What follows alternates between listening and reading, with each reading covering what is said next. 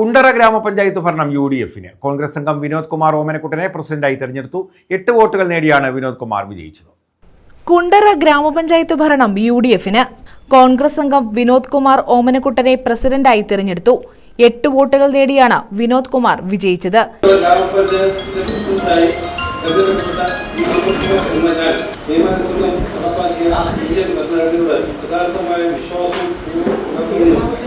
ഇന്ത്യയിലെ പരമാധികാരവും അഖണ്ഡതയും നിലനിൽക്കുമെന്നും പ്രയാസങ്ങൾ കൂടാതെ കൂടാതെ ഞാൻ എന്റെ ഔദ്യോഗിക പ്രധാനിയായി വിശ്വസതയോടും എന്റെ പരമാവധി കഴിവ് പ്രയോജനപ്പെടുത്തി നിർവഹിക്കുമെന്ന് ഈശ്വരനായി സത്യപ്രതിജ്ഞ ചെയ്യുന്നു.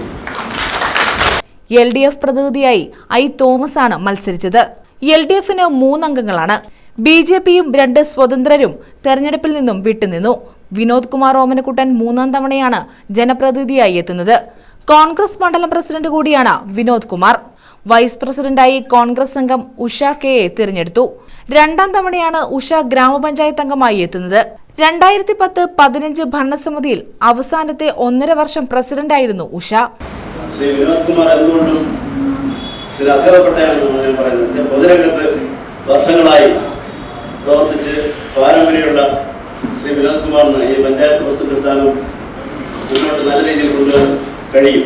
മുൻകാലങ്ങളിൽ പഞ്ചായത്ത് പ്രതിനിധിയായും കോൺഗ്രസ് മണ്ഡലം പ്രസിഡന്റായിട്ടും ജനങ്ങളുടെ മുന്നിൽ എപ്പോഴും അവരോടൊപ്പം സഞ്ചരിക്കുന്ന ശ്രീ വിനോദ് കുമാറിന്റെ പ്രവർത്തനങ്ങൾ മെച്ചപ്പെട്ടതായിരിക്കും ഞാൻ പ്രതീക്ഷിക്കുന്നു. News bureau, Kundara.